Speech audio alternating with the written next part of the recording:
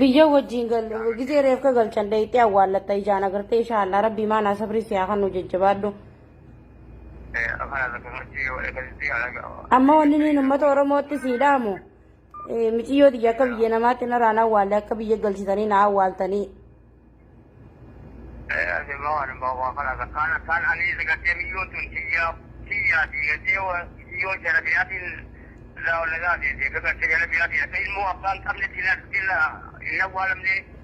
Ittiin siidhaama sana dalattee mislaa isiin. Sana dalattee ani sanumaan jira. Anuu ammaa sana falmachuu Oromoo ijoollee sanatti qubatan jechaan akan isaa wajjin jira ijoollee biyya. Ijoollee torban tabaati. Ijoollee torban sana deebi'ee amma tokko fi baadii torban laalle. Akanii haattoona uffattee haattoona isaa wajjin wal ijoollee qubatan jechaan akan isaa wajjin. Dhiiga ijoollee gubattee san baasuudha. Dhiiga ijoollee gubattee san taa'uufiin amma tokkoo fi amma tokkoo fi baadii torba ijoollee torban qaba. Amma tokkoo fi baadii afurii mooshan.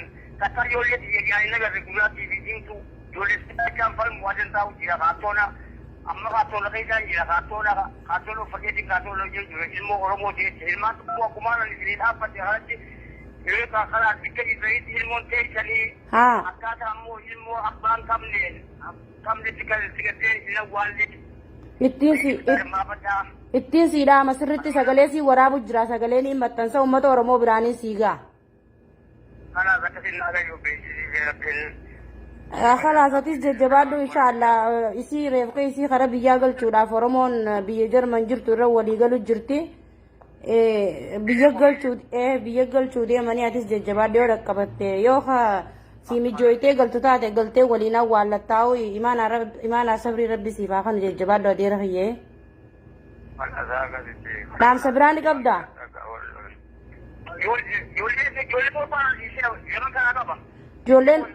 Ijoolleen shan sibira jirti lameen tagalchite tana.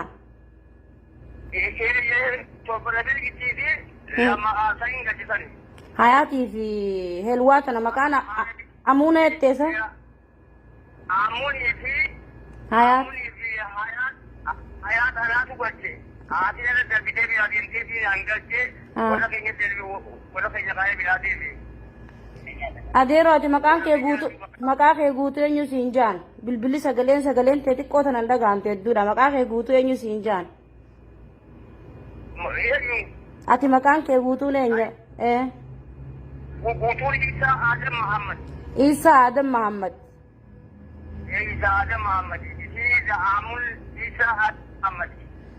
Inshaallah maatii miti rabbumaatu asirra dhaabbadhu jeeni ربي ما نصبري يا خانو ججبا داتي سي بيجي جرت بويا من جرت ري بيجي ما يشي ثم كان المفرشي دي حتى خلي تقول اما